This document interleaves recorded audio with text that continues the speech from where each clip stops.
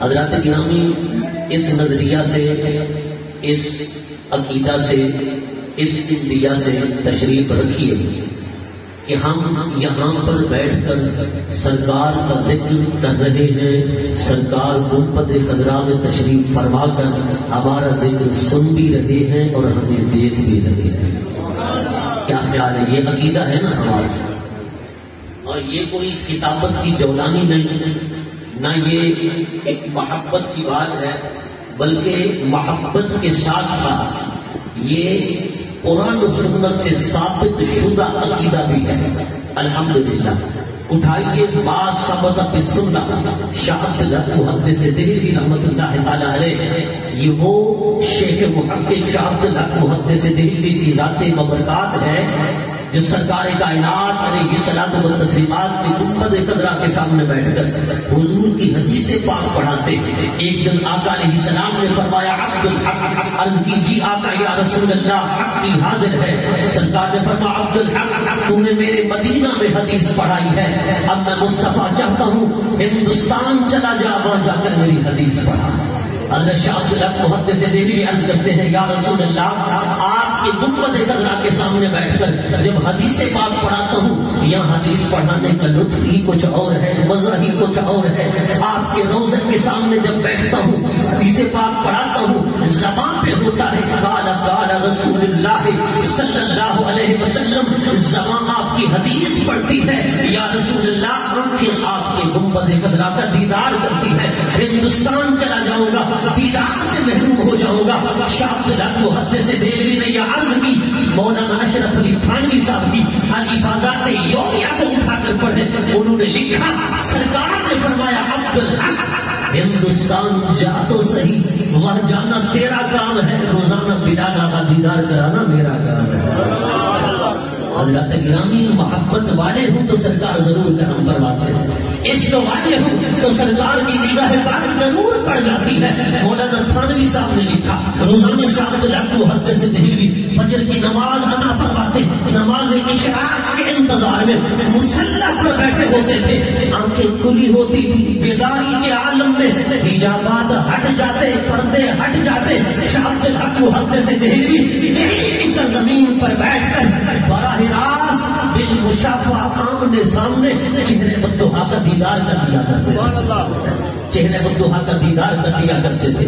اے با ثبت بالسنہ میں اسی اللہ کے بہت بڑے ولی کامل محقق علی الاطلاق شاہ عبدالحق محدث دہلوی نے لکھا، وَكُنْ فِي حَالِ ذِكْرِكَ فِي حَالِ حَيَاتِكَ كَأَنَّكَ بَيْنَ يَدَيْكَ۔ اے اللہ کے بندے، جب تو حضور کا ذکر کرے اور کرائے، سنے اور سنائے، یہ عقیدہ بنا کے بیٹھا کر، یہ نظریہ بنا کے بیٹھا کر، یہ اندیا بنا کے بیٹھا کر، یہ محفل کہیں اور نہیں، یہ پاکستان میں نہیں، یہ ہندوستان میں نہیں، یہ خطہ ارضی کے کسی اور مقام پر نہیں، بلکہ یہ محفل حضور کے مدینہ میں لگی ہے، سرکار کے گنبد خضراء کے سامنے لگی ہے، اور سرکار تجھے دیکھ بھی رہے ہیں، سرکار تیری سن بھی رہے ہیں۔ ذرا بولیے محبت کے ساتھ، اس عقیدے کے ساتھ بیٹھے کہ حضور دیکھ بھی رہے ہیں، حضور سن بھی رہے ہیں۔ اس میں دو باتیں ہیں۔ شاہ عبدالحق محدث دہلوی نے فرمایا کہ حضور کے مدینہ میں محفل لگی ہے، سرکار تجھے دیکھ بھی رہے ہیں، سرکار تیری سن بھی رہے ہیں۔ میں نے کہا اس میں دو باتیں ہیں، یا تو ہمارے اندر یہ کمال آ جاتا ہے کہ ہم وہاں پہنچ جاتے ہیں، یا ہمارے اندر یہ کمال نہیں تو پھر سرکار کو رب نے یہ شان عطا فرمائی ہے، حضور جہاں چاہیں وہاں پہنچ جائیں، یا حجابات ہٹ جائیں، وہیں سے سرکار اپنا چہرہ انور بھی دکھا دیتے ہیں، اپنی بارگاہ کا نظارہ بھی کرا دیتے ہیں۔ دو باتیں ہیں، اگر ہمارے اندر یہ کوالٹی نہیں، جیسا کہ وہ حدیث جبرائیل پڑھ کر دیکھیے، حضور فرماتے ہیں جب رب کی عبادت کرو تو پھر اس نظریے کے ساتھ کرو کہ اللہ کا تراہو، گویا کہ تم خدا کو دیکھ رہے ہو، حالت قیام میں ہو، حالت رکوع میں ہو، حالت سجدہ میں ہو، حالت قعدہ میں ہو، تشہد میں ہو، نماز کی حالت میں یہ نظریہ بنا کہ اللہ کا تراہو کہ تو خدا کو دیکھتا ہے۔ اگر تیرے اندر یہ کوالٹی نہیں، تیرے اندر یہ صلاحیت نہیں، تیرے اندر یہ لیاقت نہیں، تیرے اندر یہ استعداد نہیں کہ تو خدا کو دیکھتا ہو، پھر یہ نظریہ بنا فَإِنَّهُ يَرَاكَ آئے نہیں توجہ فَإِنَّهُ يَرَاكَ كَأَن لَّمْ تَكُن تَرَاهُ، اگر تو اسے نہیں دیکھتا فَإِنَّهُ يَرَاكَ، وہ تو تجھے دیکھ رہا ہے، وہ تو تجھے دیکھ رہا ہے۔ ہم نے کہا اگر ہم حضور کی بارگاہ میں نہیں پہنچ سکتے تو پھر یہ عقیدہ بنائیں سرکار ہمیں دیکھتے بھی ہے، حضور چاہے تو پہنچ بھی سکتے ہیں، کیونکہ ہمارا تو عقیدہ ہے یقیناً آپ ہر عاشق کے گھر تشریف لاتے ہیں، میرے گھر میں بھی ہو جائے چراغ یا رسول اللہ، حضور اگر کرم فرمائے تو حضور آ بھی سکتے ہیں۔ شیخ روز بہان بکری رحمت اللہ تعالیٰ علیہ صاحب عرائش البیان اپنے تلامذہ کو حدیث پڑھاتے، ایک دن آپ کے ساتھ میں تلامذہ بیٹھے تھے، آپ کا انداز یہ تھا کہ کوئی شاگرد حدیث پڑھ رہا ہوتا، اگر وہ حدیث کو ٹھیک پڑھ رہا ہے، سند بھی ٹھیک، حدیث کا متن بھی ٹھیک، تو آپ اس بات میں سر ہلاتے، بیٹا پڑھتے چلے جاؤ، بالکل ٹھیک پڑھ رہے ہو۔ لیکن اگر شاگرد کہیں غلطی کرتا، آپ نفی میں سر ہلاتے، بیٹا یہ غلط پڑھ رہے ہو، اس کو پھر سے پڑھو۔ حضرت شیخ روز بہان بکری صاحب عرائش البیان حدیث سن رہے ہیں، اتنے میں آپ نے نفی میں سر ہلایا، آپ کے تلمیذ نے بحث شروع کر دی، جرح و قدح شروع کر دی، کلام شروع کر دیا اس حدیث کی سند پر، اس کی روایت پر، سلسلہ رفعات پر۔ اس نے کہا حضور فلاں راوی سے کہا ہے، فلاں راوی معتبر ہے، فلاں مستند ہے، اس کے اندر کوئی سقم نہیں، کوئی خرابی نہیں، جرح و قدح بالکل نہیں ہے، کسی بھی محدث نے، کسی بھی اصولی نے کوئی کلام نہیں کیا، راوی معتبر ہے، راوی مستند ہے۔ آپ نے فرمایا او بیٹا ذرا سامنے دیکھ، تیری نظر سند حدیث پر ہے، پر میری نظر تو خود صاحب حدیث پر ہے، وہ دیکھ حجابات ہٹا دیے، پردے ہٹا دیے، فرما تو حدیث کی سند کو دیکھ رہا ہے، میں تو حدیث والے مصطفیٰ کو دیکھ رہا ہوں، وہ سامنے حضور فرما رہے ہیں یہ میں نے نہیں کہا، یہ میں نے نہیں کہا، وہ سامنے حضور فرما رہے ہیں۔ میں نے کہا کمال دیکھو ہمارے بزرگوں کا، میں نے کہا یہ حضور کا کرم ہے یا پھر بزرگوں کا کمال ہے، اگر بزرگوں کا کمال بھی ہو تو یہ بھی حضور کی نگاہ کرم سے ادا ہوتا ہے۔ حضرت شیخ روز بہان بکری رحمت اللہ تعالیٰ علیہ آپ نے فرمایا بیٹا وہ دیکھو سامنے، وہ دیکھو سامنے، سرکار فرما رہے ہیں یہ میں نے نہیں کہا، یہ میں نے نہیں کہا، یہ میں نے نہیں کہا۔ کیا مطلب؟ یعنی اس حدیث کے اندر باقی جو سکم ہے اس کی رہنمائی خود حضور فرما رہے ہیں، خود سرکار فرما رہے ہیں۔ میں نے کہا یار بڑی قابل توجہ بات ہے، آج منکرین حدیث پیدا ہو گئے، آج وہ پیدا ہو گئے جو حضور کی حدیث پر بات کرتے ہیں، کہتے دیکھو 300 سال کے بعد حدیث کو جمع کیا گیا، حدیث کی تدوین کی گئی، حدیث کے اندر جو ہے وہ تسلسل ہے، حدیث کے اندر تسلسل ہے، حدیث کے اندر وہ ڈام ڈول ہو جاتے ہیں۔ کہتے ہیں کہ حدیث پر اتنا اعتماد نہیں کیا جا سکتا، آج منکرین حدیث کا سلسلہ بڑھ رہا ہے، لیکن میں کہتا ہوں ذرا ایمان سے بتانا حدیث ہے کیا؟ حدیث کہتے کس کو ہے؟ حدیث ہے کیا؟ حدیث کہتے کس کو ہے؟ اور رب کا قرآن پڑھ کر دیکھ، اللہ رب العزت فرماتا ہے وما ينطق عن الهوى ان هو الا وحی یوحی، میرا محبوب تو بولتا نہیں جب تک میں خدا وحی اتارتا نہیں۔ ان ہوگا اب ذرا توجہ کرنا، وما ينطق عن الهوى، میرا محبوب اپنی خواہش سے بولتا ہی نہیں، حضور اپنی خواہش سے بولتے ہی نہیں، سرکار جب بھی بولتے ہیں کب بولتے ہیں؟ ان ہوگا، نہیں بولتے وہ الا مگر وحی یوحی، اس وحی کے ساتھ جو آپ کی طرف کی جاتی ہے۔ میں نے کہا ذرا توجہ کر، یہ نفی پھر اثبات، یہ نفی پھر اثبات، ان نافیہ الا اثباتیہ، اٹھاؤ علماء بلاغت کو، میں نے کہا پڑھ مختصر ادوانی، پڑھ مدبر، پڑھ شرح اللہ جامی، پڑھ مرتبات علامہ سیالکوٹی، پڑھ ملا عبد الغفور الولی کو، انہوں نے لکھا جب نفی کے بعد اثبات ہو یہ حاصل ہوتا ہے، حاصل کا مقصد یہ ہوتا ہے اور مصطفیٰ کبھی بھی نہیں بولتے، جب بھی بولتے ہیں وہ یہ خدا سے بولتے ہیں، جب بھی بولتے ہیں وہ یہ خدا سے بولتے ہیں۔ تو علی جب تو سب کے وجہ ذرا بولو نا محبت نہ، ذرا محبت دیش ہوتا میں نہیں بولے سر۔ نعرہ تکبیر، نعرہ رسالت، نعرہ خلافت، حسن عید میلاد النبی۔ وما ينطق عن الهوى، یہاں سے ایک اور نقطہ بھی حل کرتا چلوں. کہتے حضور کی فلاں دعا رد ہو گئی، فلاں دعا رد ہو گئی، سرکار کی فلاں دعا قبول نہیں ہوئی. اور میں نے کہا نادان ذرا توجہ کر، وما ينطق عن الهوى، نبی پاک اپنی خواہش سے نطق کرتے نہیں، کلام کرتے نہیں، گفتگو فرماتے نہیں، نفی کر دی رب نے. مولا کیوں؟ حضور بولتے تو ہیں، حضور کلام تو فرماتے ہیں، حضور گفتگو تو فرماتے ہیں. فرما ہاں ہاں ان هو الا وحی یوحی، جب بھی بولتے ہیں میری وحی سے بولتے ہیں. وحی کی دو قسمیں ہیں، ایک وحی جلی، ایک وحی خفی. وحی جلی قرآن ہے، وحی خفی حدیث ہے. وہ حدیث بھی ایک وحی ہے، فرق صرف اتنا ہے کہ وحی جلی جبرائیل لے کر آئے، وحی خفی مصطفیٰ کے دل پر القاء ہو گئی بغیر الفاظ کے، معانی کی صورت میں، مفاہیم کی صورت میں، مقاصد کی صورت میں. وحی جلی وہ ہے جسے جبرائیل لائے، حضور کی بارگاہ میں آ کر عرض کیا اے حبیب پڑھیے الحمدللہ رب العالمین، اے آقا پڑھیے الرحمن الرحیم، اے آقا پڑھیے اقرأ باسم ربک الذی خلق، اے محبوب پڑھیے یاسین والقرآن الحکیم، اے محبوب پڑھیے والضحیٰ واللیل اذا سجا، اے محبوب پڑھیے الم نشرح لک صدرک. حضور کو جبرائیل نے لفظ بھی آ کر اسی طرح رپیٹ کروائے جیسے رب نے ارشاد فرمائے تھے.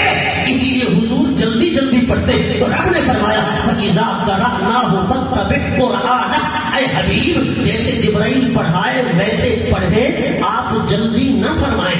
فَإِذَا قَرَأْنَاهُ فَاتَّبِعْ قُرْآنَهُ ثُمَّ إِنَّ عَلَيْنَا بَيَانَهُ، پھر اس کا بیان کر دینا میرے ذمہ ہے. اب ذرا توجہ کرنا، جبرائیل نے لفظ بھی بتائے، لفظ بھی رپیٹ کروائے. یہ ہے قرآن، اسے کہتے ہیں وحی جلی. لفظ بھی خدا کی طرف سے، معنی بھی خدا کی طرف سے. وحی خفی کیا ہے؟ وحی خفی یہ ہے رب حضور کے دل میں بات ڈال دیتا ہے، بات ڈال دیتا ہے، پھر حضور اسی بات کو اپنے الفاظ کا لباس پہنا دیتے ہیں تو وہ حدیث بن جاتی ہے، وہ حدیث بن جاتی ہے. اور میں نے کہا حدیث تو یہ ہے یار. پھر حدیث کی دو قسمیں، ایک حدیث قدسی، دوسری حدیث غیر قدسی. حدیث قدسی کیا ہے؟ حدیث قدسی وہ ہے رب فرماتے ہیں محبوب میں جو چاہتا ہوں تو بیان فرما دے، میں جو چاہتا ہوں تو بیان فرما دے. اب حضور رب کی چاہت کو جان کر بیان فرما دیتے ہیں، وہ حدیث قدسی بن جاتی ہے. میں نے کہا پڑھ اصولیین کو، پڑھ اصول حدیث کے اماموں کو، فن اسرار رجال کا امام شمس الدین ذہبی سیر و اعلام النبلاء کو پڑھ، شیخ عبد الرحمن جوزی شیخ سعدی کا استاد، حضور غوث الاعظم محبوب سبحانی شیخ عبد القادر جیلانی کا استاد، جامعہ نظامیہ بغداد کا شیخ الحدیث پر ابن جوزی. میں نے کہا انہوں نے لکھا حدیث قدسی وہ ہے رب جو چاہتا ہے مصطفیٰ بیان کر دیتا ہے، وہ حدیث قدسی بن جاتی ہے. میں نے کہا نادان ذرا توجہ کر، رب کے ارادے کو جان کر، رب کی چاہت کو جان کر، رب کی مشیت کو جان کر مصطفیٰ جو فرما دے وہ حدیث قدسی بن جاتی ہے. میں نے کہا جو خدا کے ارادوں کو جانتا ہے وہ تیرے ارادوں کو نہیں جانتا. نہیں سمجھے بات نہ بولے محبت کے ساتھ یار. آپ کسی اور دنیا میں گم ہو، اگر کتاب سے نظر بولو نا محبت کے ساتھ مجھے بھی پتا چلے. فرمایا کہ خدا کے ارادوں کو جان کر بیان کر دے، فرمایا وہ حدیث قدسی بن جاتی ہے. جو مصطفیٰ خدا کے ارادوں کو جانتا ہے وہ اپنی امت کے ارادوں کو نہیں جانتے، اپنی امت کی مشیت کو نہیں جانتے. میں نے کہا آنکھ بالا تیرے جلووں کا تماشا دیکھے، دیدے کون کو کیا ہے نظر کیا دیکھے. پھر حضور رب کی وحی سے بولتے ہیں، رب کی وحی سے بولتے ہیں. اگر حضور نے دعا فرمائی اور دعا ہو گئی رد، دعا ہو گئی رد، اب ذرا توجہ کرنا، بقول مولوی بقول شخص سے دعا حضور نے فرمائی لیکن وہ دعا ہو گئی رد. اس کا مطلب یہ ہوا کہ رب نے فرمایا محبوب بول، حضور نے بولا، حضور نے کلام کیا، حضور نے گفتگو فرمائی، پھر رب نے فرمایا محبوب میں نے تو یہ بات قبول نہیں کرنی، میں نے تو یہ دعا قبول نہیں کرنی، میں تو اسے رد کر رہا ہوں. میں نے کہا مولوی صاحب ذرا سوچ کے مجھے بتا، رب نے بلوایا، مصطفیٰ نے بولا، رب نے پھر اسے رد کر دیا، پھر اسے اس دعا کو رب نے روک دیا، وہ مردود ہو گئی بقول تیرے۔ تو میں نے کہا یہ بات حضور پر تو نہیں، یہ بات تو خدا پر آئے گی۔ خدا پہلے بلواتا ہے پھر رد کرتا ہے، پہلے بلواتا ہے پھر رد کرتا ہے۔ یہاں پر دوسری بات، وما ينطق عن الهوى، ہوا کا معنی ہے خواہش، خواہش نفسانی، خواہش نفسانی۔ اور حضور اپنی خواہش سے کبھی بولے ہی نہیں، حضور نے اپنی خواہش کا کبھی اظہار کیا ہی نہیں۔ حضور ان هو الا وحی یوحی، حضور اپنی خواہش کو خدا کی وحی کے تابع کر چکے، خدا کے حکم کے تابع کر چکے، خدا کے فرمان کے تابع کر چکے۔ سرکار جب بھی بولتے ہیں وہ یہ خدا سے بولتے ہیں، اپنی خواہش تو حضور کی ہے نہیں کہ اپنی خواہش سے بولتے پھر رب منع کر دیتا، اپنی خواہش تو ہے نہیں۔ وما ينطق عن الهوى، رب خود نفی کر رہا ہے، حضور اپنی خواہش سے بولتے نہیں۔ میں نے کہا جن کی خواہش خدا کی خواہش کے، خدا کے حکم کے، خدا کے فرمان کے تابع ہے، فرمایا کہ ان کی بات رد کیسے ہو سکتی ہے؟ اس لیے تو علماء نے لکھا، میں نے کہا پڑھ امام زرقانی کو، امام قسطلانی کو، امام عسقلانی کو، ملا علی قاری کو، شیخ محقق شاہ عبدالحق محدث دہلوی کو، اشرف علی تھانوی کو، شکیل عثمانی کو، میں نے کہا پڑھ مجدد علی ثانی کو، امام قرطبی کو، امام رازی کو، اشراقی ثناء اللہ پانی پتی مجددی عثمانی کو۔ انہوں نے بے اتفاق یہ جملے نقل فرمائے، انہو دعا صلی اللہ علیہ وسلم ولم یستجب، فرماتے ہیں ایک دعا بھی ایسی نہیں آئی حضور نے فرمائی ہو اور رب نے قبول نہ کی۔ ایک دعا بھی ایسی نہیں آئی، ایک دعا۔ میں نے کہا تو بتا بات تیری مانے یا تیرے بڑوں کی مانے؟ انہوں نے تو فرمایا ایک دعا بھی ایسی نہیں سرکار نے مانگی ہو رب نے قبول نہ کی ہو، تو کہتا ہے فلاں دعا ہو گئی، فلاں دعا ہو گئی۔ میں نے کہا مشکات کے الفاظ ہیں، مشکات شریف اٹھا جو ہر مکتب فکر کے جامعہ میں مدرسہ میں پڑھائی جاتی ہے، صاحب مشکات نے لکھا کل نبی مستجاب، کوئی نبی ایسا نہیں جس کی دعا مقبول نہ ہو، مستجاب نہ ہو، ہر نبی کی ہر دعا مقبول ہے، مستجاب ہے۔ میں نے کہا یہاں تو ہر نبی کی بات ہے تو حضور کی بات کرتا ہے، اس لیے تو میرے امام نے کہا اجابت نے جھک کر گلے سے لگایا۔ وہ دعائے مصطفیٰ کی شان کیا ہے؟ ورنہ دعائے مصطفیٰ کی شان یہ ہے اجابت نے جھک کر گلے سے لگایا، بڑی ناز سے جب دعائے محمد، اجابت کا جوڑا عنایت کا صحرا، دلہن بن کے نکلی دعائے محمد۔ وہ فرما جب دلہن نکلتی ہے تو دلہن کو قبول کیا جاتا ہے، جب دلہن نکلتی ہے اس کو بارات کی شکل میں لے جایا جاتا ہے۔ مصطفیٰ کی دعا تو دلہن کی طرح نکلتی ہے، ادھر حضور کی زبان حق کی ترجمان سے دعا کے الفاظ نکلتے ہیں، ادھر وہ فرشتوں سے فرماتا ہے او فرشتوں بارات کی شکل میں جاؤ میرے مصطفیٰ کی دعا کو دلہن کی صورت میں لے آؤ، بارات کی شکل میں جاؤ۔ میں نے کہا فرشتے بارات لے کر آتے ہیں اور حضور کی دعا کو لے جاتے ہیں۔ میں نے کہا یہ دعا مصطفیٰ کی شان ہے، اجابت نے جھک کر گلے سے لگایا، بڑی ناز سے جب دعائے محمد، اجابت کا جوڑا عنایت کا صحرا، دلہن بن کے نکلی دعائے محمد۔ اور اما عائشہ فرماتی ہے، حضرت سیدہ طیبہ طاہرہ ام المؤمنین عائشہ صدیقہ رضی اللہ تعالیٰ عنہا، آپ فرماتی ہیں ما ارى ربک الا یسارع فی ہواک، یا رسول اللہ اے آقا میں نے آپ کے رب کو کبھی جلدی کرتے نہیں دیکھا، کبھی جلدی کرتے نہیں دیکھا۔ ما ارى ربک الا یسارع فی ہواک، مگر جب آپ کے لمحۂ اقدس سے پھول جھڑتے ہیں نا، جتنا ان کے قبول کرنے میں رب جلدی فرماتا ہے، ان کے قبول کرنے میں رب جتنا جلدی فرماتا ہے۔ میں نے کہا یار مولوی صاحب تیرا عقیدہ یہ ہے کہ رب حضور کی دعا کو بھی رد کر دیتا ہے، اما عائشہ کا عقیدہ یہ ہے کہ ادھر لمحۂ اقدس سے پھول جھڑنے کی دیر ہوتی ہے، ادھر رب جلدی قبول فرما لیتا ہے، جلدی سے قبول فرما لیتا ہے۔ حضرات گرامی ذرا توجہ فرمانا، میں نے کہا یار یہ میرا عقیدہ نہیں، یہ صرف میرے اسلاف کا عقیدہ نہیں، یہ قرآن و سنت سے ثابت عقیدہ ہے کہ الحمدللہ ہم یہاں سرکار کا ذکر کریں، سرکار گنبد خضرا سے سنتے بھی ہیں اور حضور دیکھتے بھی ہیں۔ وَعَلَّمَكَ مَا لَمْ تَكُنْ تَعْلَمْ، اور یہ حضور کی شان علم ہے کہ سرکار دیکھ لیں، سرکار جان لیں۔ وَعَلَّمَكَ، رب نے فرمایا محبوب ہم نے آپ کو علم عطا کر دیا، ما لم تکن تعلم، جو آپ نہ جانتے تھے، جو آپ نہ جانتے تھے۔ اب ذرا توجہ فرمانا، میں نے تو کہا خدا کی قسم رب نے دیکھ کر ہی فرمایا نا۔ وہ مولوی صاحب کا عقیدہ تھا نا کہ رب نے فلاں چیز کا علم نہیں دیا، فلاں چیز کا علم نہیں دیا، فلاں چیز نہیں بتائی، فلاں چیز نہیں بتائی۔ اگر حضور کو پتا ہوتا تو پھر رب جو ہے حضور کو پتا ہوتا تو پھر رب وحی کیوں اترتا؟ حضور کو پتا ہوتا تو حضور خاموش کیوں ہو جاتے؟ حضور کو علم ہوتا تو حضور پوچھتے کیوں؟ میں نے کہا یہ لا علمی کی دلیل نہیں۔ حضرت موسیٰ علیہ السلام کے ہاتھ میں عصا تھا، رب نے فرمایا وما تلقا بیمینک یا موسیٰ، اے موسیٰ بتا تیرے دائیں ہاتھ میں کیا ہے؟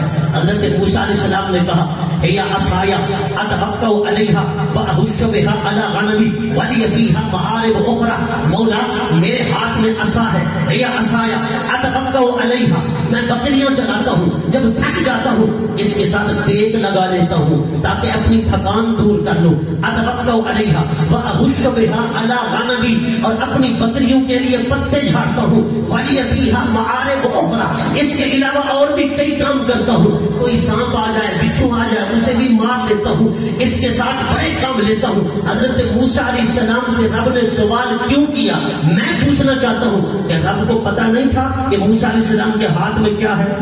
نہیں توجہ آپ، موسیٰ علیہ السلام کے ہاتھ میں کیا ہے رب کو پتا نہیں تھا؟ میں نے کہا رب جانتا تھا، وہ تو علام الغیوب ہے، وہ تو جانتا تھا کہ موسیٰ کے ہاتھ میں کیا ہے، لیکن سوال جو کیا اس میں حکمت تھی۔ میں نے کہا حضور کی سوال کریں تو اس میں حکمت ہوتی ہے، مصلحت ہوتی ہے۔ پوچھنا لا علمی کی دلیل نہیں ہوتا کہ اس کو پتا نہ تھا تو تبھی پوچھا۔ دیکھو جی حضور کو پتا ہوتا اما عائشہ کے حال کے بارے میں تو حضور پوچھتے کیوں؟ فلاں سے پوچھا، فلاں سے پوچھا، فلاں سے پوچھا، معلوم ہوا اما عائشہ کا حال گم ہو گیا، حضور کے علم میں نہ تھا، حضور کو پتا نہ تھا، تبھی تو حضور پوچھتے رہے۔ لیکن میں نے کہا وَعَلَّمَكَ مَا لَمْ تَكُنْ تَعْلَمْ، وَعَلَّمَكَ رب نے علم عطا کر دیا مَا لَمْ تَكُنْ تَعْلَمْ، آپ جو نہ جانتے تھے، آپ جو نہ جانتے تھے، آپ جو نہ جانتے تھے، توجہ کرنا، مَا لَمْ تَكُنْ تَعْلَمْ، آپ جو نہ جانتے تھے۔ میں نے کہا ہمارا بھی یہ عقیدہ ہے، سرکار کا علم تدریجی ہے، یسیرن یسیرن، آہستہ آہستہ رب نے حضور کے علم کو پائے تکمیل تک پہنچایا ہے، کمال تک پہنچایا ہے۔ لیکن اب عالم یہ ہے وَلَلْآخِرَةُ خَيْرٌ لَكَ مِنَ الْأُولَىٰ، وہ ہر عروج کو زوال ہے، میرے مصطفیٰ کے عروج کو نہ کبھی زوال آیا ہے نہ آئے گا، ہر لمحے کمال ہی کمال ہے، ہر لمحے برتری ہی برتری ہے، ہر لمحے عروج ہی عروج ہے۔ یہ وعدہ رب نے نہ سورج سے فرمایا، یہ وعدہ رب نے نہ چاند سے فرمایا، یہ وعدہ رب نے نہ کسی پیغمبر سے فرمایا، وَلَلْآخِرَةُ خَيْرٌ لَكَ مِنَ الْأُولَىٰ، فرمایا اے حبیب اِذَا الشَّمْسُ كُوِّرَتْ، آسمان کا سورج لپیٹ دیا جائے گا، آسمان کا چاند بے نور کر دیا جائے گا، ہر کمال والا زوال پذیر ہو جائے گا، وَلَلْآخِرَةُ خَيْرٌ لَكَ مِنَ الْأُولَىٰ، پر تیرے عروج کو، تیرے کمال کو کبھی زوال نہیں آئے گا، ہر لمحے کمال کو ترقی ہی ترقی ہے، عروج ہی عروج ہے، برتری ہی برتری ہے، بلندی ہی بلندی ہے۔ فرما بلندی کا عالم یہ ہے کہ آج تک نہ کوئی بشر پہنچ سکا، نہ کوئی ملک پہنچ سکا، بس بلندی کتنا ہے، عروج کتنا ہے، وہ نادان پیمانے لے کر ناپ مت،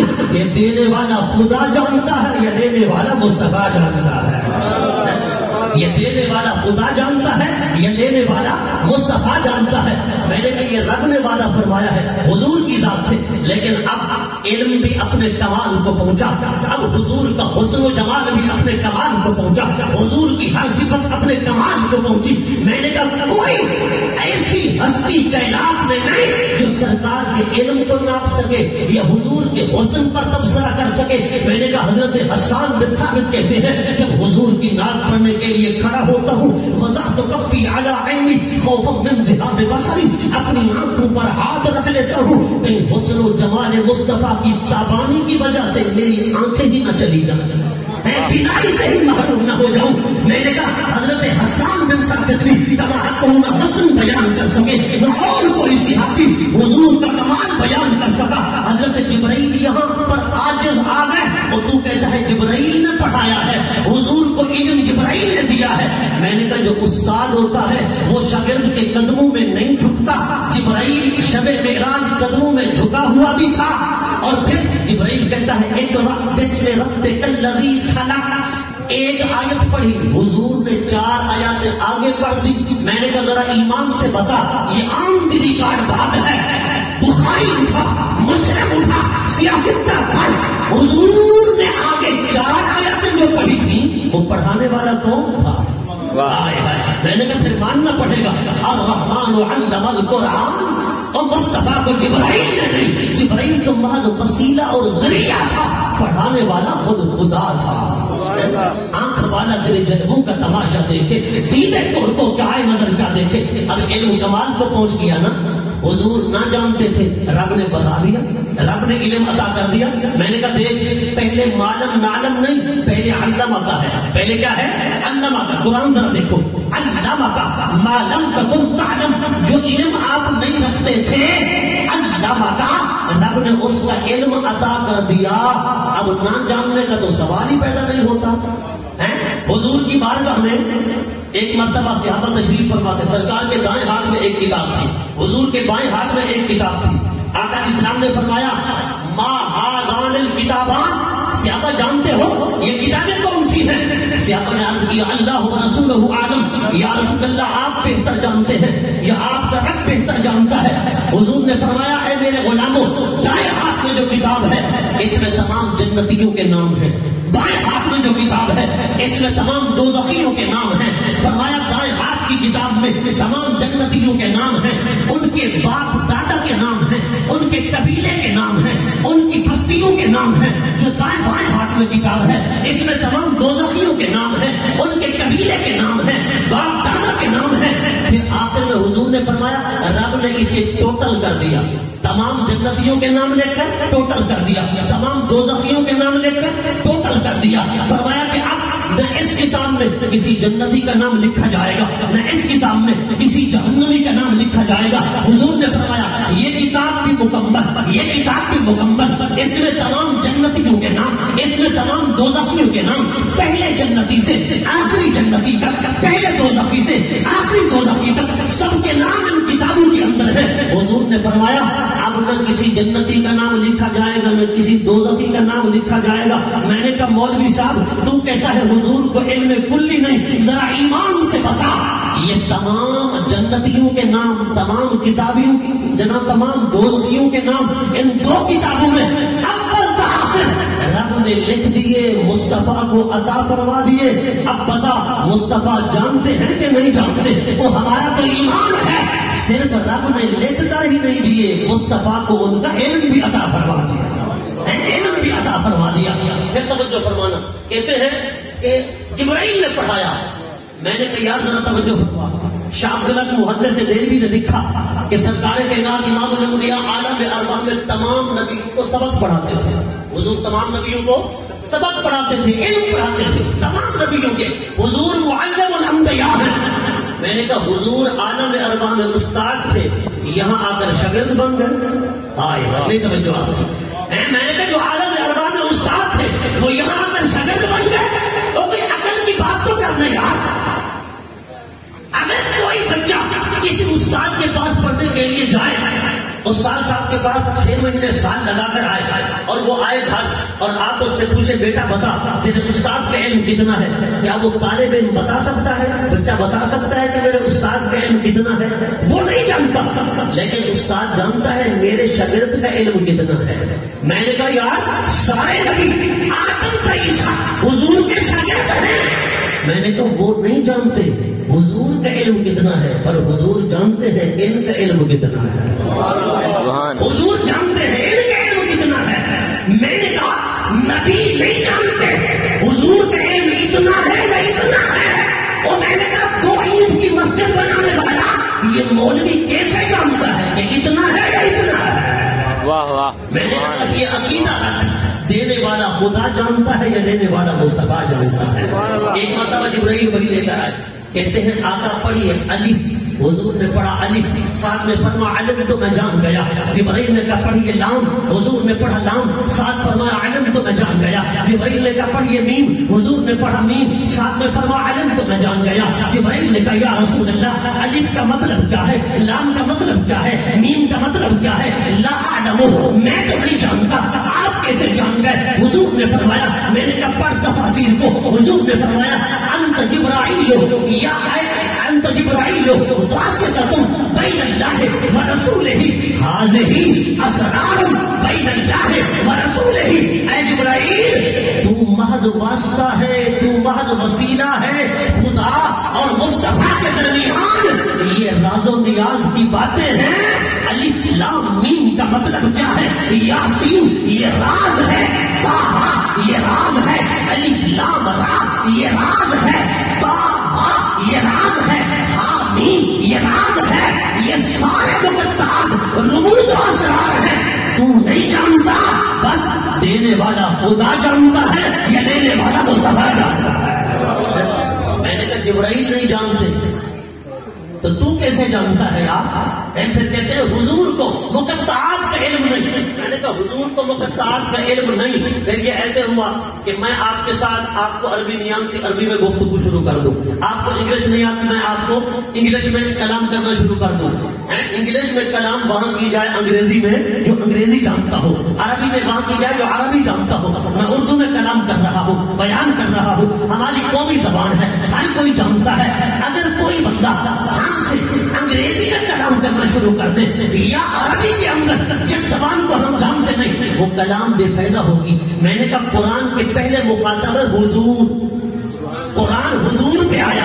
اگر حضور ہی نہیں جانتے الف لام میم کا مطلب کیا ہے، الف لام را کا مطلب کیا ہے، ہا میم کا مطلب کیا ہے، یاسین کا مفہوم معنی کیا ہے، سرکار نہیں جانتے. رب نے کلام کیا حضور سے، حضور جانتے ہی نہیں تو رب کا کلام تو لغو ہو گیا، رب کا کلام تو بے فائدہ ہو گیا. رب نے ایسا کلام کیا جس کا کوئی فائدہ ہی نہیں، تو ماننا پڑے گا بے فائدہ کلام کرنے سے رب بھی پاک ہے.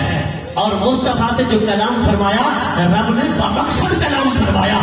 وہ علم دے رہا تھا، حضور علم لے رہے تھے، تبھی تو رب کلام کر رہا تھا. تو مصطفیٰ جان رہے تھے. اور رب کا یہ وعدہ بھی ہے، اگر ہم کہیں حضور وہ مقطعات کو نہیں جانتے تو پھر رب نے اپنا وعدہ پورا نہیں کیا نا. رب نے خود فرمایا فَإِذَا قَرَأْنَاهُ فَاتَّبِعْ قُرْآنَهُ ثُمَّ إِنَّ عَلَيْنَا بَيَانَهُ. پھر اس کا بیان کرنا میرے اوپر لازم ہے. رب نے فرمایا میرے اوپر لازم ہے کہ میں اس کو بیان کروں. اب ذرا توجہ کرنا، میں نے کہا بیان کیا ہے؟ بیان ہے معافی ضمیر کا اظہار کرنا، یعنی ایسی بات جو آپ کی سمجھ میں آ جائے، ایسی بات جو آپ کے ذہن میں آ جائے، ایسی بات جسے آپ جان لیں، اسے کہتے ہیں بیان. اسے کیا کہتے ہیں؟ بیان. قبلہ قاری صاحب نے فرمایا مفتی صاحب آؤ بیان کرنا ہے، آؤ خطاب کرنا ہے، تو میں بیان ایسا شروع کر دوں جو آپ کی سمجھ میں ہی نہ آئے، آپ کے اوپر سے چلا جائے، تو پھر بیان تو نہ ہوا نا. بیان کہتے ہیں وہ بات جو دوسرے کو سمجھ آ جائے. اب میں گفتگو کر رہا ہوں حضور کے علم پر، حضور کے کمال پر، حضور کی شان پر، آپ کو سمجھ آ رہی ہے نا. رب نے فرمایا ثم ان علینا بیانہ. محبوب زبان سے قرآن آپ پڑھ لیں، اس کو بیان ہم کر دیں. ثم ان علینا بیانہ. رب نے پورے قرآن کے بارے فرمایا. اب میں پوچھنا چاہتا ہوں، رب نے پھر مقطعات کا علم حضور کو نہیں دیا تو اس کا مطلب یہی ہوا نا کہ رب نے آدھا بیان کیا، آدھا بیان نہیں کیا. رب نے اپنے وعدہ کی خلاف ورزی کی، رب نے اپنے حکم کا خلاف کیا. پھر رب نے فرمایا میں بیان کر دوں گا. رب نے آدھا بیان کیا، آدھا بیان نہیں کیا. رب کا حکم جو ہے، رب کا فرمان جو ہے وہ تو سچا نہ ہوا نا، لہذا ماننا پڑے گا. رب نے وعدہ فرمایا تھا تو وعدہ بھی پورا فرمایا کہ اول تا آخر الف سے لے کر یا تک، الحمد سے لے کر والناس تک رب نے مصطفیٰ کو پورا قرآن پڑھایا بھی ہے، پورے قرآن کا مطلب بھی بیان فرمایا ہے. پورے قرآن کا مطلب بھی بیان فرمایا ہے.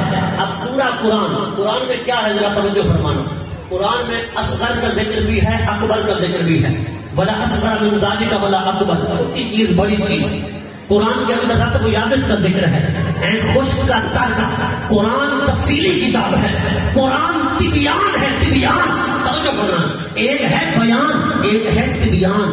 بیان کا معنی ہے معافی ضمیر کی بات کو ظاہر کرنا، تبیان کا معنی ہے بہت زیادہ ظاہر کر کے بیان کرنا، یعنی اس سے زیادہ واضح کر کے بیان کرنا، کھول کے بیان کرنا۔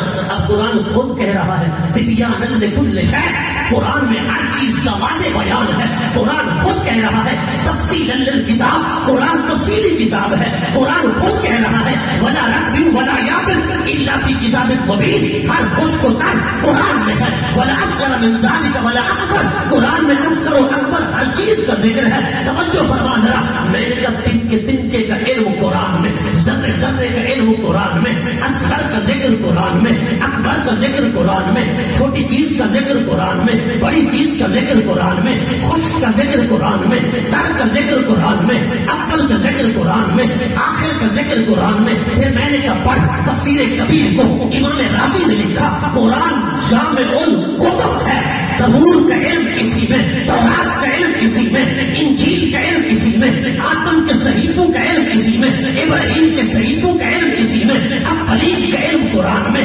آخرین کا علم قرآن میں۔ ارے ازل سے لے کر اب تک جو کچھ ہو چکا، جو کچھ ہونے والا تھا، سارا قرآن میں۔ ما کانا کا علم قرآن میں، ما یکون کا علم قرآن میں، ماضی کا علم قرآن میں، مستقبل کا علم قرآن میں۔ قرآن ہر چیز کی جامع کتاب ہے۔ پھر یہ قرآن وہ ہے، رب نے سارے کا سارا قرآن مصطفیٰ کو سکھایا۔ الرحمن علم القرآن خلق الانسان علمہ البیان۔ میں نے کہا توجہ کر، انسان سے مراد صاحب تفسیر معالم التنزیل نے لکھا، تفسیر مدارک نے لکھا، تفسیر خازن نے لکھا، انسان سے مراد مصطفیٰ کی ذات ہے۔ خلق الانسان علمہ البیان، انسان کو پیدا بھی فرمایا، پھر اس کو اس کا بیان بھی سکھایا، اس کا بیان بھی سکھایا۔ میں نے کہا پھر سارا قرآن کہاں ہے؟ حضور کے دل میں ہے، حضور کے دل میں ہے۔ میں نے کہا یار قرآن حضور کی دلیل ہے یا حضور قرآن کی دلیل ہے؟ ذرا توجہ فرمانا۔ میں نے کہا اگر قرآن کی دلیل حضور ہے پھر تو تیری مرضی ہے، قرآن کی دلیل حضور ہے پھر تو تیری مرضی۔ اگر دلیل حضور کی نبوت کی، رسالت کی قرآن ہے تو پھر ماننا پڑے گا عالم، مناظر، محقق، مدقق دلیل کو جانتا ہوتا ہے کہ اس دلیل میں علم کیا ہے، اس دلیل کا مفہوم کیا ہے، اس دلیل کا مطلب کیا ہے، اس دلیل کا معنی کیا ہے۔ میں نے کہا قرآن مصطفیٰ کی نبوت کی دلیل ہے۔ جب دلیل ہے تو مصطفیٰ جانتے ہیں، اگر دلیل جانتی ہے تو حضور بھی جانتے ہیں، دن کے کو جانتے ہیں، اصغر و اکبر کو جانتے ہیں، حضور خشک و تر کو جانتے ہیں، حضور اولین کو جانتے ہیں، آخرین کو جانتے ہیں۔ ازل سے لے کر ابد تک رب نے سارے علوم قرآن میں رکھے، قرآن کے سارے علوم سینے مصطفیٰ میں رکھ دیے، قرآن کے سارے علوم سینے مصطفیٰ میں رکھ دیے۔ نعرہ تکبیر، نعرہ رسالت، نعرہ حیدری، جشن عید میلاد النبی۔ قرآن مجید میں سارے علوم ہیں، تو میں نے کہا دلیل قرآن حضور کی ہے، نہ حضور قرآن کی دلیل، تو ماننا پڑے گا حضور اپنی دلیل کو جانتے ہیں کہ میری دلیل جو بن کر آیا اس میں کیا کیا ہے، قرآن میں کیا کیا ہے، خشک و تر ہے، رطب و یابس ہے، ہر چیز کا علم ہے، تو ماننا پڑے گا مصطفیٰ کو رب نے علم کل عطا فرما دیا ہے، مصطفیٰ کو رب نے علم کل عطا فرما دیا ہے۔ حضرات کرام بڑی قابل توجہ بات ہے، حضرت مولا کائنات علی المرتضیٰ سے پوچھا گیا اے علی آپ اپنی شان تو بیان کرو۔ مولا کائنات نے فرمایا انا النقطہ تو تحت الباء، انا النقطہ تو تحت الباء، با کے نیچے والا جو نقطہ ہوں نا وہ میں علی ہوں، وہ میں علی ہوں۔ علماء نے اسے واضح کیا، علماء نے فرمایا ساری کائنات کے علوم قرآن میں ہے، ساری کتابوں کے علوم قرآن میں ہے، قرآن کے سارے علوم سورت فاتحہ میں ہے، فاتحہ کے سارے علوم بسم اللہ میں ہے، بسم اللہ کے سارے علوم بسم اللہ کی با میں ہے، بسم اللہ کی با کے سارے علوم بسم اللہ کی با کے نیچے نقطے میں ہے، اور علی کہتے ہیں انا نقطہ تو تحت البا، وہ با کے نیچے والا نقطہ میں علی ہوں۔ میں نے کہا نادان، جس کے علی کا علم اتنا ہے اس کے مصطفیٰ کا علم کتنا ہوگا؟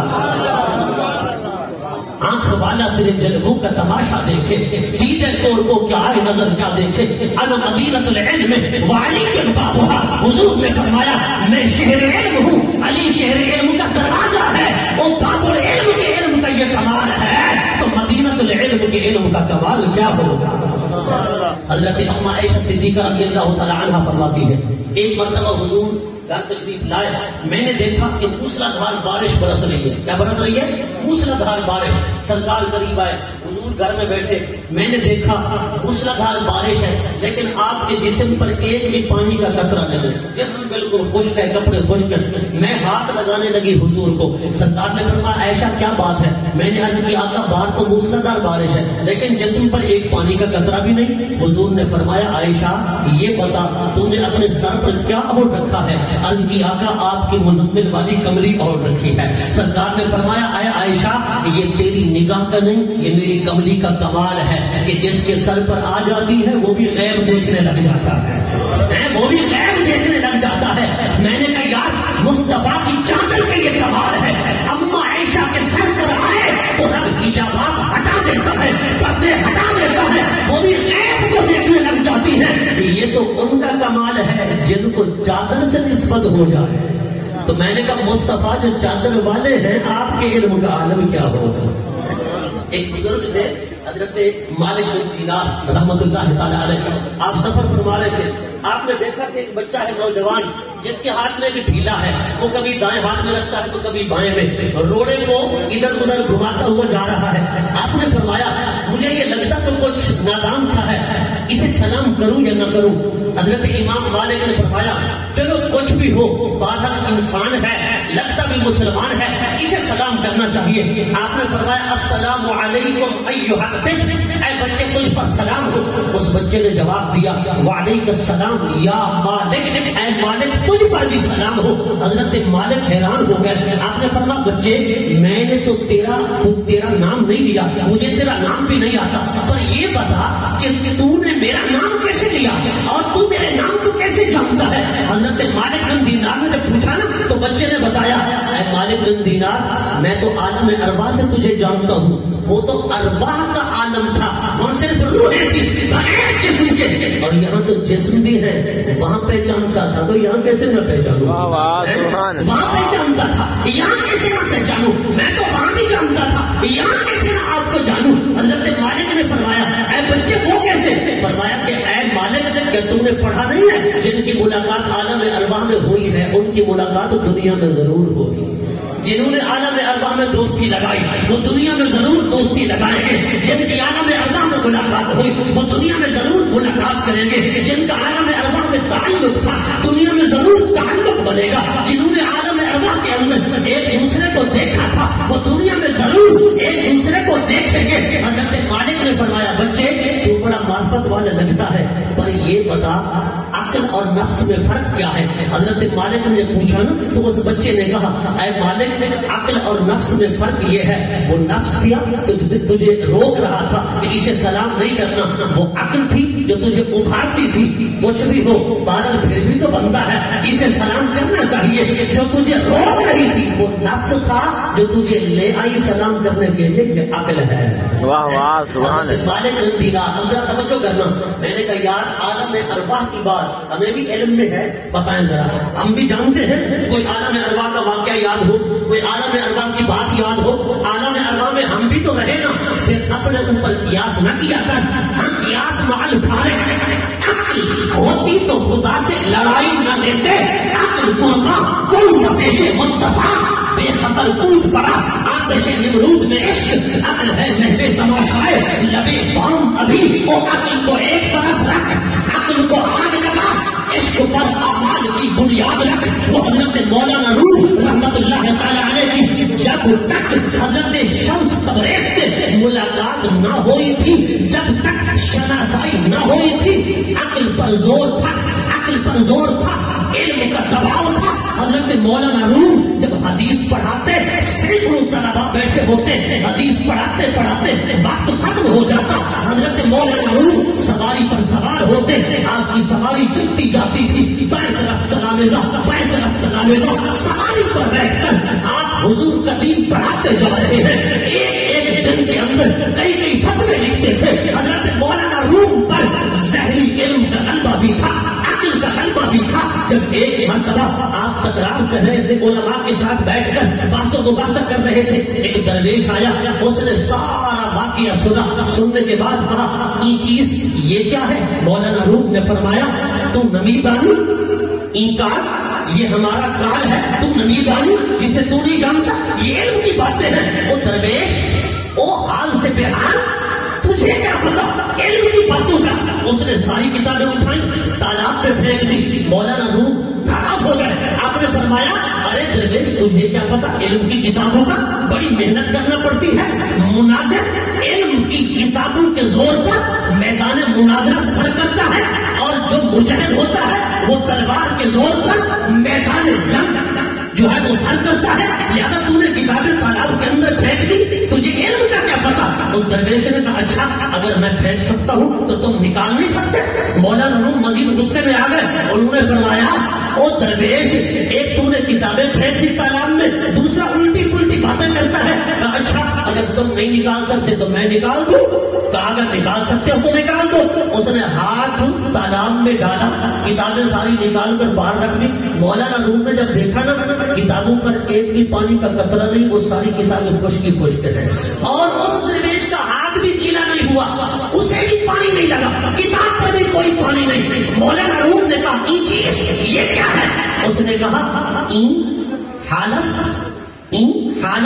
وہاں کالس، یہ میرا حال ہے، وہ تمہارا کال تھا، تو نہیں جانی، میں تیرے کال کو نہیں جانتا، تو میرے حال کو نہیں جانتا، وہ تمہارا کال تھا، یہ میرا حال ہے۔ مولانا روم کی آنکھ کھلی، وہ عقل کا غلبہ جاتا رہا، وہ ظاہری علم کا غلبہ جاتا رہا، قدموں میں گر گئے۔ اس شمس تبریز نے سینے سے لگایا، سینے سے لگانے کی دیر تھی کہ بس وہ دل کی کھڑکی کھل گئی، انقلاب برپا ہو گیا۔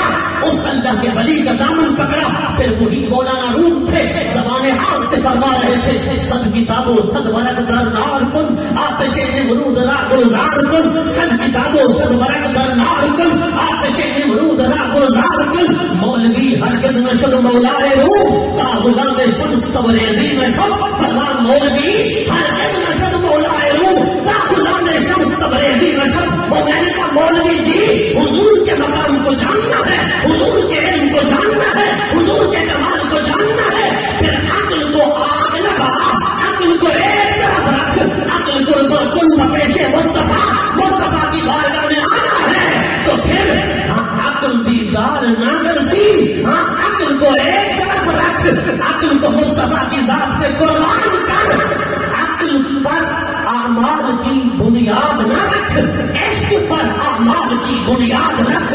جنہوں نے عقل کو سامنے رکھا وہ برباد ہو گئے، جنہوں نے عشق کو سامنے رکھا وہ پار ہو گئے، ان کے بیڑے پار لگ گئے۔ اس لیے حضور کا کمال جاننا ہے، حضور کا مقام جاننا ہے، حضور کی عظمت سمجھنی ہے، تو پھر نگاہ صدیق سے دیکھ، نگاہ فاروق سے دیکھ، نگاہ عثمان سے دیکھ، نگاہ علی سے دیکھ، حضرت حسان بن ثابت کی نگاہ سے دیکھ۔ ارے جنہوں نے عشق کی نگاہ سے دیکھا ہے تو کوئی کہتا ہے آفا کہا گردی دام مہرے بتا بزی دام بسیار خوباں دی دام، لیکن تو چیزیں دی کری۔ ارے کوئی کہتا ہے بلغل غلا بکمالہ کشفت تجا بجمالہ حسنت جمیع خصالہ صلو علیہ وآلہ۔ ارے جنہوں نے نگاہ عشق سے دیکھا ہے، کوئی کہتا ہے ندانم قدام سخن گو یمت کہ والا تری سانچ من گو یمت۔ ارے جس نے نگاہ عشق سے دیکھا ہے، کوئی کہتا ہے آفا کہا گردی دام مہرے بتا بزی دام بسیار خوباں دی دام، لیکن تو چیزیں دی کری۔ جنہوں نے نگاہ عشق سے دیکھا ہے. کوئی کہتا ہے پردہ جو آمدی شورے قیامت شدائیوں بے پردہ درائی بیرون سوگند ہوا دونوں مکا. ارے جنہوں نے نگاہ عشق سے دیکھا ہے وہ کیا کہتے ہیں؟ وہ کہتے ہیں سگدر آکاش جانی نام پوتے قیامت بر زبانت گاہے گاہے. ارے جنہوں نے نگاہ عشق سے دیکھا ہے وہ کیا کہتے ہیں؟ الیوم بسل حدید میں ہر وقت یار تحدید میں کلی کر بے عشق کلید میں کجڑے راز پدید میں ایہو ادنا عبد فرید میں. ارے جنہوں نے نگاہ عشق سے دیکھا ہے وہ کیا کہتے ہیں؟ حقیقت محمد بھی پا کوئی نہیں سکتا اتنا جو کبھی جاہے آنا کوئی نہیں سکتا. ارے جنہوں نے نگاہ عشق سے دیکھا ہے وہ کیا کہتے ہیں؟ آپ کو تو کوئی جسم نہ ڈھو لڑتی جو پکر میرے علی اتنے جا نہیں ہو وہ لڑتی. ہاں جنہوں نے نگاہ عشق سے دیکھا ہے نا پھر ان سے پوچھ. ہاں کہتے ہیں وہ کیسے دیکھتے ہیں؟ میں نے کہا بس وہ آنکھیں کھولتے ہیں تو ان کی نگاہ چہرے یار پہ پڑ جاتی ہے. کہتے ہیں جی اگر زندہ ہوتے تو ہمیں نظر آتے, زندہ نہیں ہے تو ہمیں نظر نہیں آتے. میں نے کہا بدبخت اگر تجھے نظر نہیں آتے تیری آنکھ کا قصور ہے. جنہوں نے دیکھا ہے ان سے پوچھ. میں نے کہا تاجدار گولڈا سے پوچھ وہ کیا کہتے ہیں؟ ہاں اس صورت نو میں جانا تھا کہ جانے جہانا تھا. میں نے کہا پوچھ گولڈا کے تاجدار سے کیسے صورت نو. میں نے کہا شیخ سادی کی ایک ربائی کا مصرع رہ گیا تھا پھر اس نے کس کو دیکھا کیسے کہا؟ وہ حضرت بابا نظام الدین نے فرمایا نا خسراؤ وہ نعت تو بنانا جو سادی کی نعت جیسی ہو. خسراؤ نے نعت بنائی فرما نعت تو بڑی اچھی ہے پر سادی کی نعت جیسی نہیں ہے. حضور وہ کیسے؟ فرما سادی کی نعت میں 4 مصرے تھے تیری نعت میں 4 مصرے ہیں پر تیرے چاروں اپنے ہیں. سادی کی نعت میں 3 مصرے سادی کے ہیں چوتھا حضور کا ہے. واہ واہ سبحان اللہ. چوتھا حضور کا ہے. تو میں نے کہا جنہوں نے دیکھا ہے ان سے پوچھ. اعلیٰ حضرت فرما تو زندہ ہے بندہ میرے چشم آدم سے چھپ جانے والے. اور میں نے کہا تجھے نظر نہیں آتے. حضور چلے تھے اپنے گھر سے گئے صدیق اکبر کے گھر ہجرت کی رات کو. میں نے کہا اٹھا میر عبد الوحید بلگرامی کو. وہ کہتے ہیں صدیق باہر کھڑے انتظار کر رہے تھے. حضور نے پوچھا ابو بکر تو باہر کیسے؟ عرض کی آقا یار میرے گھر آئے اور مجھے پتہ بھی نہ ہو. اور میں نے کہا صدیق نے اس آنکھ سے نہیں, صدیق نے دل کی آنکھ سے دیکھا تھا. میں حضور کو جاننا ہے تو دل کی آنکھ سے جان, حضور کو دیکھنا ہے تو دل کی آنکھ سے دیکھ. وہ کمال حسن حضور ہے کہ گمان نقص جہاں نہیں. وہ کمال حسن حضور ہے کہ گمان نقص جہاں نہیں. یہی پھول خار سے دور ہے, یہی پھول خار سے دور ہے. اللہ اکبر یہی پھول خار سے دور ہے. فرمایا کہ یہی پھول تو ہے نا جس میں کانٹا نہیں ہے, یہی شمع ہے کہ جس میں دھواں نہیں. اور اگر بغیر دھوئیں کے شمع دیکھنی ہے تو جمال مصطفیٰ کو دیکھ, بغیر خار کے پھول دیکھنا ہے تو چہرے مصطفیٰ کو دیکھ. کمال حسن حضور ہے. فرما حضور کی ذات پر رب نے سارے کمالات ختم کر دیے. یہاں نقص تو نقص رہا, نقص کا گمان ہی نہیں ہے, نقص کا گمان ہی نہیں ہے. عیب تو عیب رہا, عیب کا وہاں ہی نہیں ہے. ارے ناکام تو عیب کا سوچتا ہے. پھر دیکھنا نگاہ حسان سے خلقت مبرئا من کل عیب. جس بھی وصف کو دیکھو, علم کا وصف ہو, حسن کا وصف ہو, معجزے کا وصف ہو, سرکار کی ذات ہو. حضور سر سے لے کر پاؤں تک سراپا معجزہ ہی معجزہ ہے, باکمال ہی باکمال ہے. حضرات گرامی یہ قصہ لطیف ابھی نہ تمام ہے, جو کچھ بیان ہوا وہ آغاز باب تھا.